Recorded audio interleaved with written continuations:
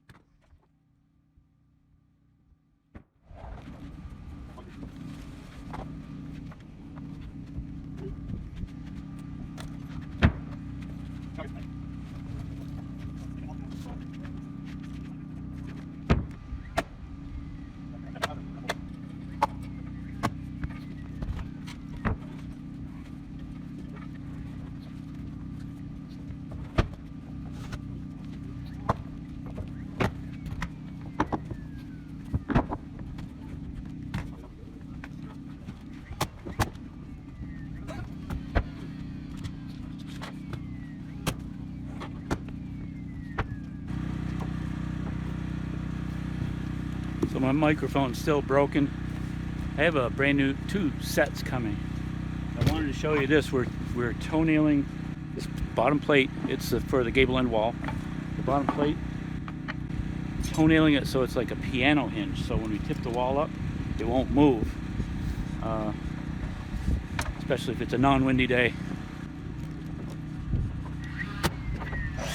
Whenever we nail, there's a snapped line there where we keep it back maybe 1/8 of an inch so that when the when you shoot the nail, it drives it forward so it comes right up to the line.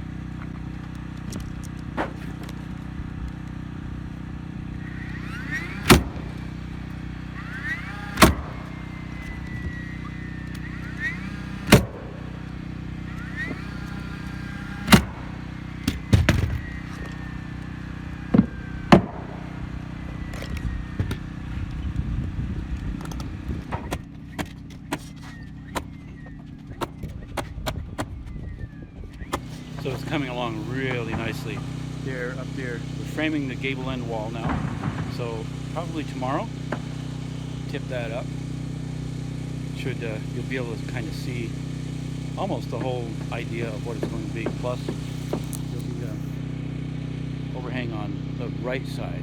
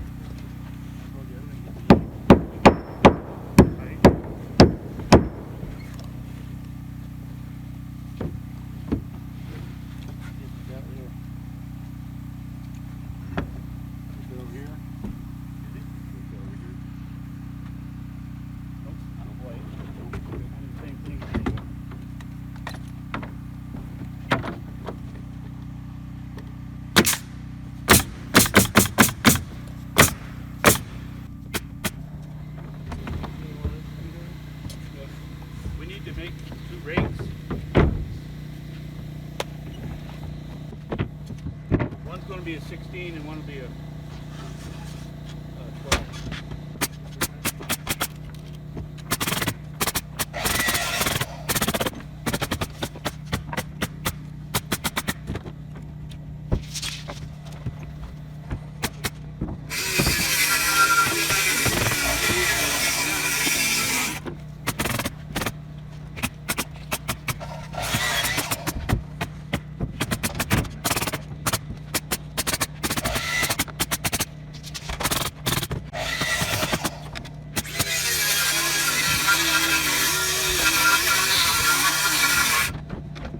All right, this closes out the this episode of LUMNAH Acres Tiny House as it grows up and becomes a big thing, a bigger thing.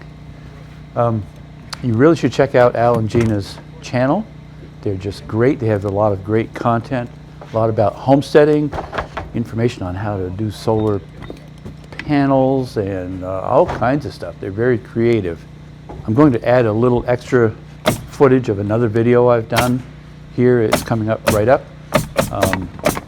You've seen it in the videos and how we use it so much for going up and down. It's just so handy.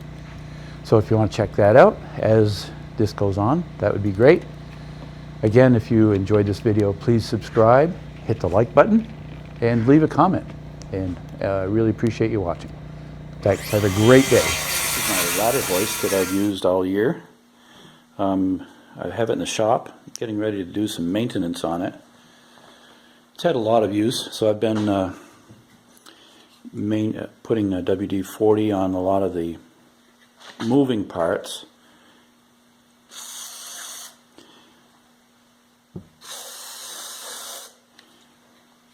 Gets exposed to the weather a lot, so it gets kind of rusty.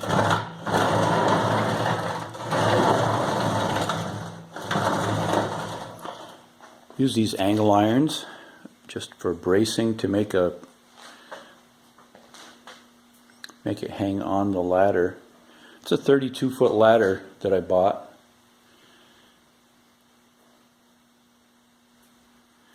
This piece of plywood I had bolted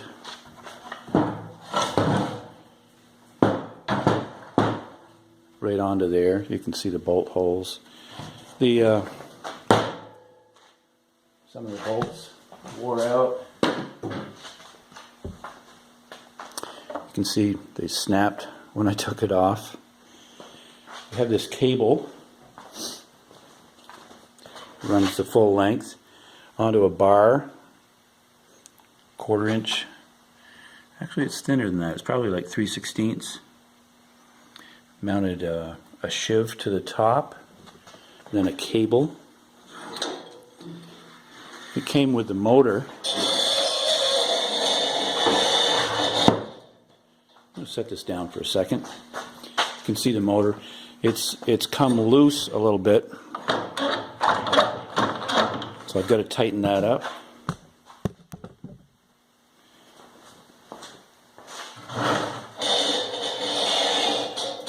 Just hooks like that.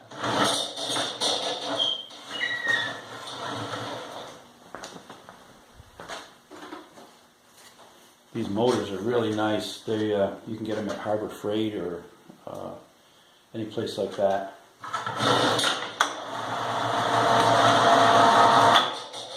It's kind of like a proper lock once you stop the motor, so it doesn't drop. It's so tight.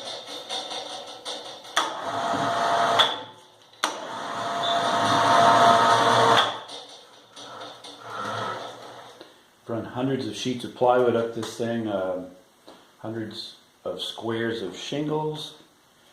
It's just a really great addition to what I do. Also have tires mounted so that when you're out on the job site you can wheel it around. It works real well.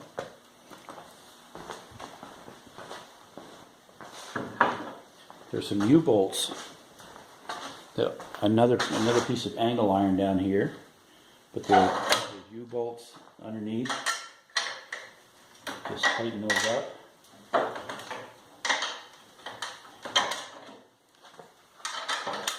On that side.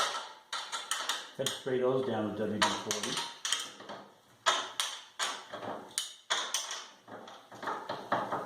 Because again, it rains typically on the job, so I have to tighten that up a little bit more.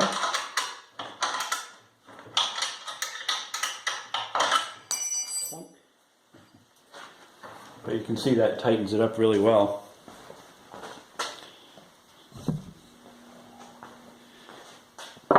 These sections were made from the other half of this ladder.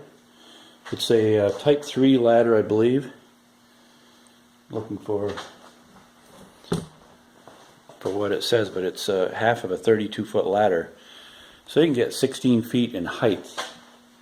One other thing, I'm just trying to touch base. You have to cut out this top rung so that the cable and the shiv and all of these parts fit in there.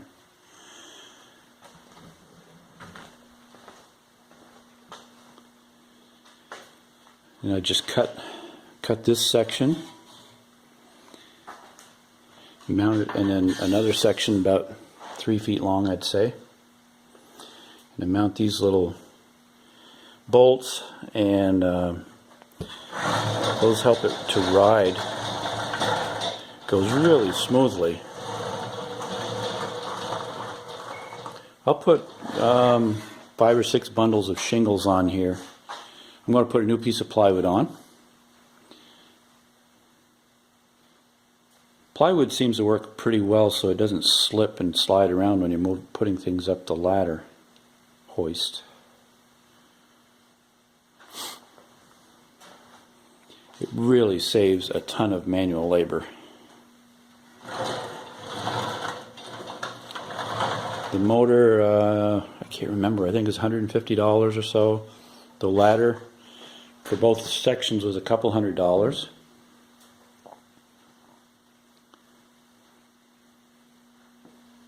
I had some people ask me on one of my YouTube videos how the motor was attached to the ladder on a ladder hoist.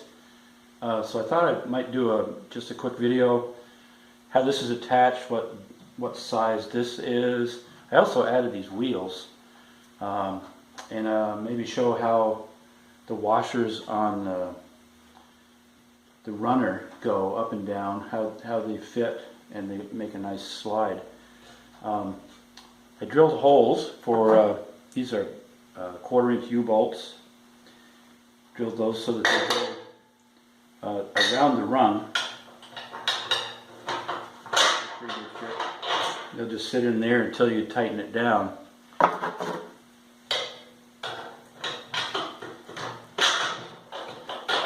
Drill the holes a little bigger so that you have a little bit of movement for them. This bar, this came from Harbor Freight, I think it was, pre-drilled with holes, and these brackets actually came with it. The ladder's half of a 32-foot ladder. So this was about 17 3/4 of an inch long. It's 2 by 2, and it's probably 3/16 thick or so. Fairly heavy.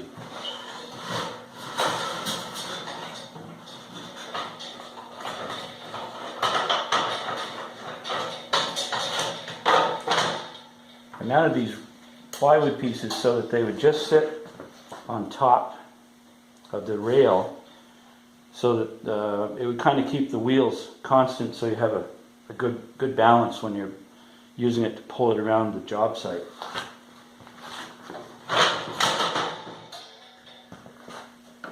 Then you have these bars, I don't know what you call those, go across there.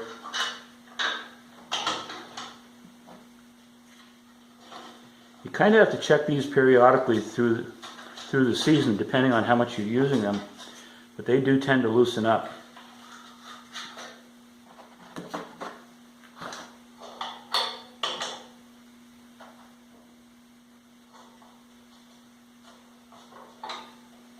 These nuts they have the neoprene inside. I think they're called lock nuts.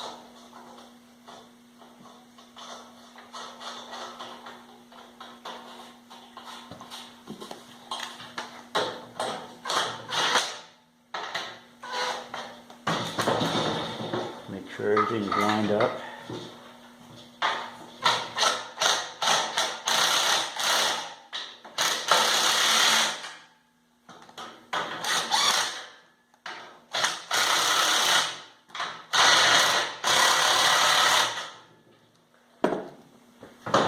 So you can see that secures it really well. And then the tires, 1/2 inch threaded rod. I put again a lock nut on each side to hold it tight.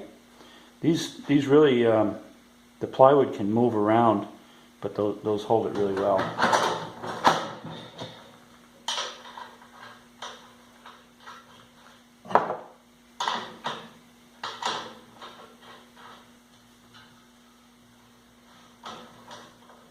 Keep those just snug enough so the tire still turns.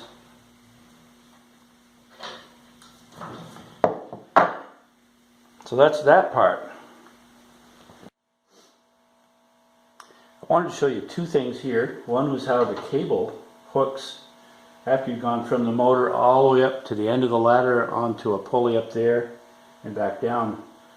I put a U-bolt in here and secured it, and then this just hooks right on there. Comes direct from the store like that.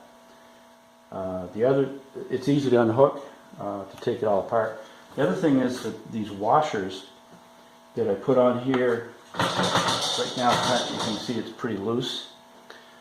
I don't know what this is called. It has a little shoulder on it, kind of a washer, and has bearings so it turns, and it'll actually go in there and it'll pick this up just a little bit so it's riding on there. They go really smooth. And then I got some, I think they're fender washers for spacers to get it so it's good left to right. See if I can put this together. I think this is 3/8 bolt for me to get that in there. There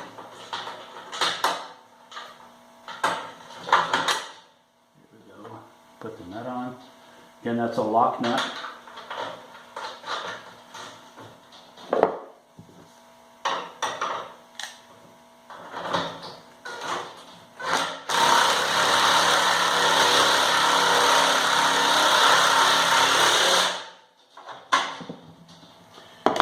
There you have it. Slides up and down.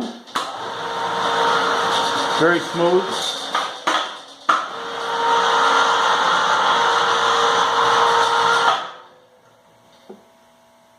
Another electric hoist up at the top to hold the ladder up while I was working on it.